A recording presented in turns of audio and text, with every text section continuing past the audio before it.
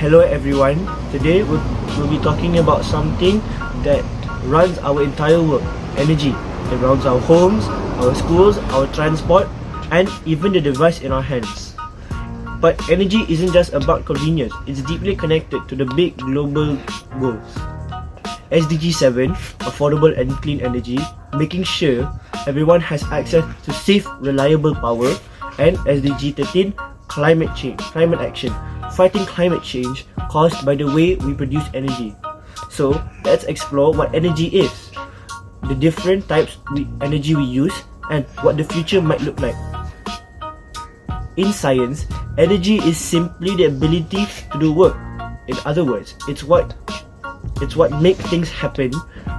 We measure it in joules, but on your electricity bill, you'll see kilowatt hours. Energy comes in many forms: light, heat, motion, even chemical energy in food. Without it, nothing in our modern world would function. Energy is the heartbeat of human life and technology. It keeps hospitals running, factories working, and lets us connect across the world. But here's the challenge. Not all energy is equal. Some sources are clean, and while others damage our health and climate. Choosing wisely is the key to achieving clean energy for all, which relates to SDG 7, and tackling climate change, which relates to SDG 13. Thank you, ZACHERY, for that wonderful presentation.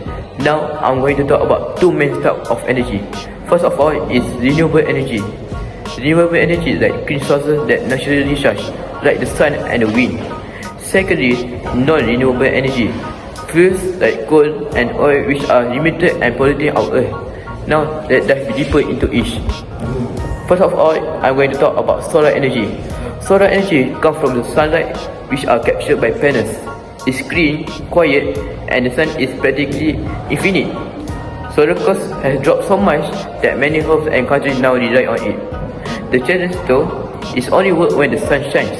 That means at night or on cloudy days, you need storage like batteries to keep the lights on. Now secondly, wind and hydropower. Wind turbines turn moving air into electricity. They're powerful, clean, and work well in open areas. Hydropower also does something similar with water. Dams or rivers spin turbines to make energy. But both depends on nature. If there's no strong wind or if the water flow changes, the power drop. Hydropower also have downsides like flooding and affecting fish habitats. Thank you, RIFQI, for the explanation. Now I'm going to explain about geothermal and biomass. Geothermal taps into the Earth's natural heat, giving steady, reliable power day and night, but it only works in certain regions. Biomass, on the other hand, burns organic material like wood, crops, or waste. It reduces stress and can replace fossil fuels, but it isn't perfect. It still releases some emission, and if overused, can harm forest of food supply. Now I'm going to explain coal energy. Coal is the old giant of energy. It's cheap and widely available, and it fueled the industrial revolution. But coal is also the dirtiest fuel we have. It releases heat and pollution and more carbon dioxide than anything else, making it the biggest driver of climate change. That's why many countries are trying to move away from coal. Now I'm going to explain about oil energy. Oil is incredibly versatile. It powers cars, planes, ships, and it is also used to make plastic, medicine, and countless products. It's easy to transport and store.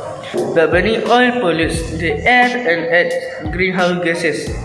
Spills and drilling damage the environment, and since supplies are limited, we know it can last forever. Now I will pass to FAKHRY. So, thanks to FIRDAUS, now I will explain about non-renewable energy. So first, we have coal. Coal is burnt in power plants that heats boils water to make steam and drives turbines connected to generators. Coal is cheap and widely available, but it's also the dirtiest fuel, releasing massive amounts of carbon dioxide and harmful pollutants. Secondly, we have oil. Oil is mostly used for transports.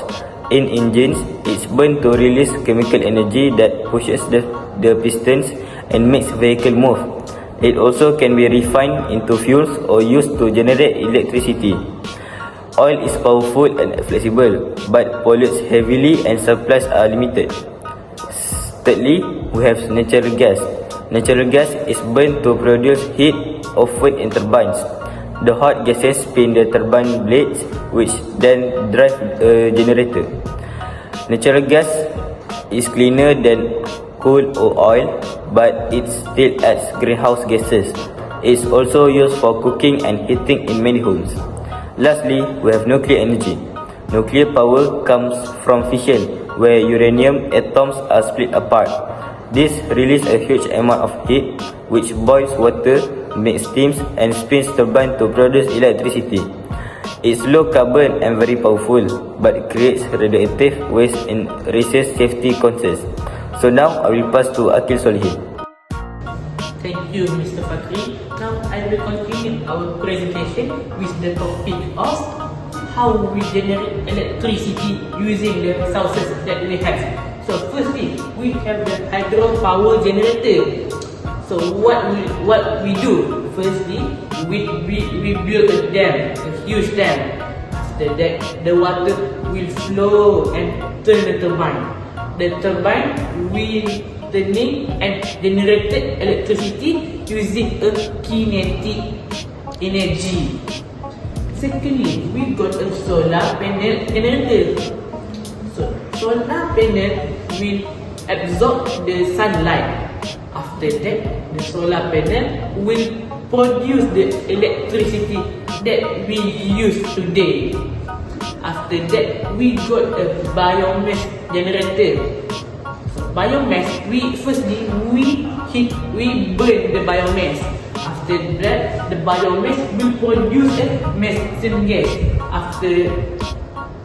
So we use the methane gas as a fuel to heat up our water and become the water vapor or steam. And then the water vapor will turn the turbine again using a kinetic energy will generate electricity. After that, we have a nuclear power station. We need some special element that is a uranium.